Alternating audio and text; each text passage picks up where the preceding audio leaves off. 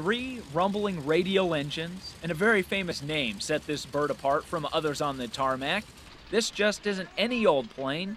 This is a Ford. Henry Ford, when he designed this, or when he had the company design it, he was going to revolutionize commercial aviation.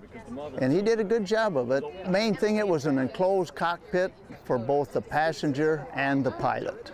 Up until then, most of the pilots, if they did have an enclosed cockpit for the passengers, the pilot sat to the outside. In the infancy of aviation, most airplanes were made of wood, metal, and cloth. But Ford wanted a safer and more reliable plane. He teamed with the stout all-metal airplane company to manufacture the airplane under the Ford name. Thereby being a 3-motor airplane was his answer to a very, very redundant and safe airliner. Ford hoped his all-metal design would replace planes like the one that ultimately claimed the life of iconic Notre Dame coach Knute Rockne in 1931, when the wooden wing separated from the fuselage. It helped establish today's airline industry as the first all-metal airliner. August 21st, 1929, the Cubs beat the New York Giants. The Sox beat the Yankees. Gas is 19 cents. Herbert Hoover's president, and this plane took its first flight. This particular airplane was manufactured for Eastern Air Transport, which is the way it's painted today. Eventually became Eastern Airlines.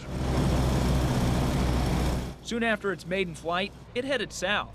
From Eastern Air Transport to Havana, Cuba, to help establish the airline industry in Cuba. Then it went from there to the Dominican Republic, helped establish the airline industry in the Dominican area, and then came back to the United States about 1949. After returning to the U.S., the plane operated as a crop duster, smoke jumper transport, and it even starred with Jerry Lewis in the film The Family Jewels, before Mother Nature stepped in. When he was at Burlington, Wisconsin, a little wind grabbed a hold of it, picked it up 30 feet in the air and dropped it down and destroyed it. That's when the Experimental Aircraft Association purchased and restored the plane, and today, it's being put back to work. Of the 199 trimotors that were made, there are 7 today that can fly, but this is the only one that flies and earns a living.